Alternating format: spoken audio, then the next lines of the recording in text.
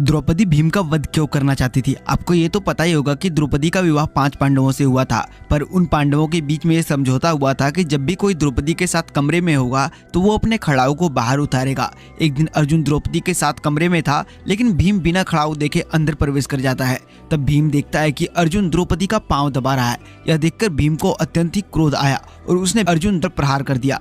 इतने में ही युधिष्ठिर आया और पूछा कि भीम तुम अपने भाई को क्यों मार रहे हो? तब भीम ने कहा कि ये द्रौपदी के पांव दबा रहा था। हालांकि भीम को सच्चाई नहीं पता थी। युधिष्ठिर और अर्जुन जानते थे कि द्रौपदी माँ काली का अवतार है। युधिष्ठिर ने कहा कि ये इन दोनों का आपसी प्रेम है, तुम इन लोगों को छोड़ दो। इतना सुनते ही भीम घर छोड़कर निकल गया। रात में जब वो जंगल में घूम रहा था तब उन्होंने देखा कि देवताओं की एक सभा लगी है। उतने में ही कृष्ण और द्रौपदी, जिसके एक हाथ में खप्पर था और दूसरा हाथ रक्त से लाल था, वो भी सभा में आ जाती है और द्रौपदी कहती है कि कृष्ण मेरा सखा है, उसने वादा किया है कि वो मेरा खप्पर रक्त से भर देगा, पर मैं चाहती हूँ कि आधा भीम का रक्त रहे और आधा कुरुवंश का रक्त रहे।